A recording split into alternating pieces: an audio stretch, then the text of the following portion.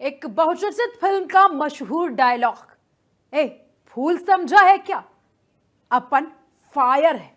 वो भी फायर ही थी, ऐसी फायर जिसने अपने वक्त के बड़े बड़े रईसों को ही नहीं बल्कि कई सरकारों और पुलिस अधिकारियों को और उनकी नाक में दम कर रखा था। यूं तो हमेशा से डकैतों में पुरुषों का ही दबदबा देखा गया, लेकिन 1980 के दशक में एक महिला डाकू ने चंबल की घाटियों में अपने आतंक का ऐसा मंजर बोया कि लोगों की नाम सुनते ही रूह कांप उठती थी। उन दिनों चंबल के बीहड़ों में बस उसी का राज चलता था। आलम ऐसा था कि उसके इशारे पर कोई तिनका हिल भी नहीं सकता था। अगर वो इशारा ना करे तो तिनका हिल नहीं सकता। पूरे चंबल में इस कदर उसके नाम की दहशत थी कि जिस ओर से उसका गैंग गुजर जाए वहां पर मातम छा जाता था। घरों में लोग छिप कर बैठ जाते थे, घर के दरवाजे लोग बंद कर देते थे।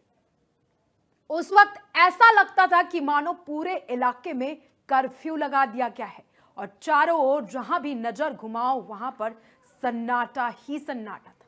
लेकिन इन सब के बीच सबसे हैरत की बात तो यह थी, उस महिला ने डकैती का ये रास्ता खुद नहीं चुना, बल्कि उसे इस रास्ते पर चलने के लिए लोगों ने मजबूर किया।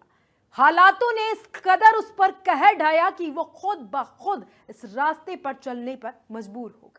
जिस उम्र में बच्चियां खेलती हैं उस उम्र में उसकी शादी 45 साल के अधेड़ से कर दी गई। शादी के बाद उनका यौन शोषण किया गया। पति से उनको जिल्लत के सिवाय कुछ नहीं मिला। खुद के सगे मां बाप ने उन्हें परिवार पर कलंक बताकर कुएं में डूब मरने की बात कही।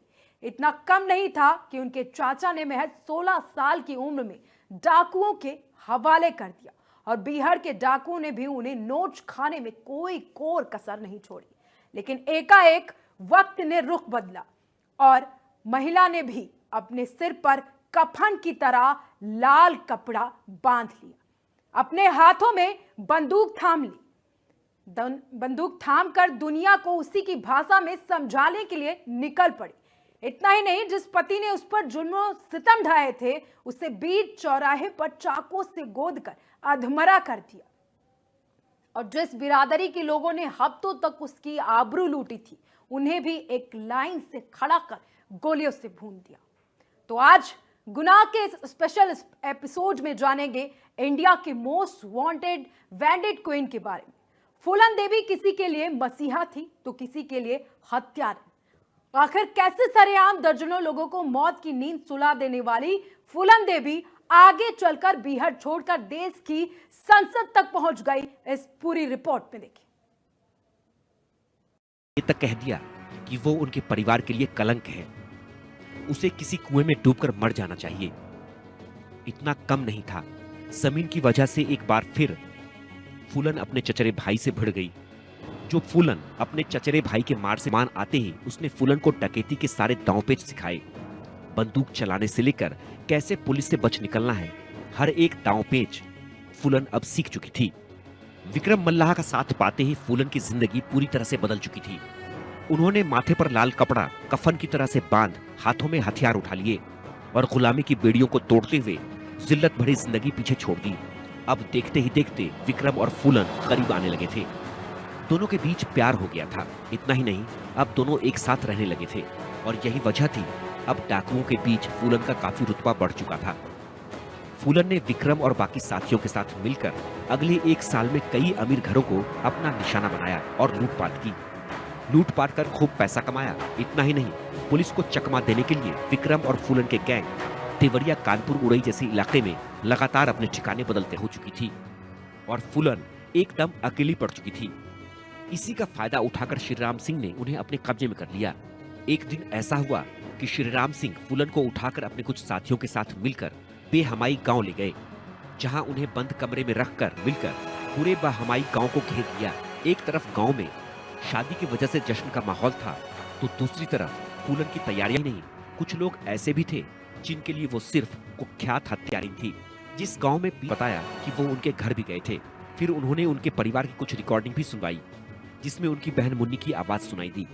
जब रिकॉर्डिंग फूलन ने सुनी तो उन्होंने सबसे पहले राजेंद्र से सवाल किया आप क्या चाहते हैं और यहाँ पर किस लिए आए? तो एसपी ने जवाब देते हुए कहा, मैं आपका सरेंडर चाहता हूँ। फिर क्या? जैसे ही फूलन ने सरेंडर की बात सुनी तो गुस्से में लाल पीली हो उठी, चिल्लाने लगी। फूलन ने कहा कि क्या मैं तुम्हारे कहने की वजह से सरेंडर कर दूंगी? मैं चाहूँ तो अभी यहीं पर गोलियों से भून सकती हूँ। इससे वहां का माहौल थोड़ा गर्म हो गया।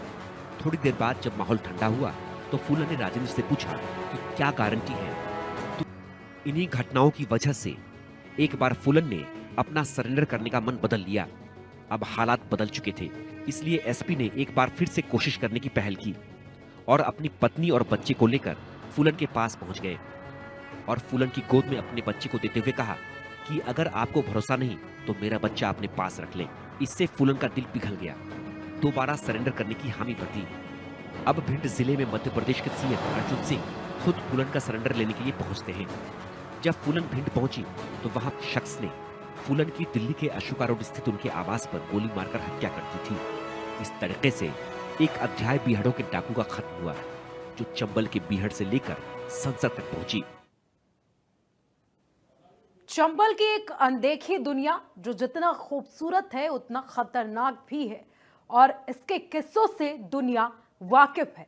इस तरीके से तमाम बीहड़ के किस्से हम आपको गुनाह के एपिसोड में और भी बताएंगे, लेकिन अभी मुझे और मेरे साथियों को दीजिए इजाजत। नमस्कार।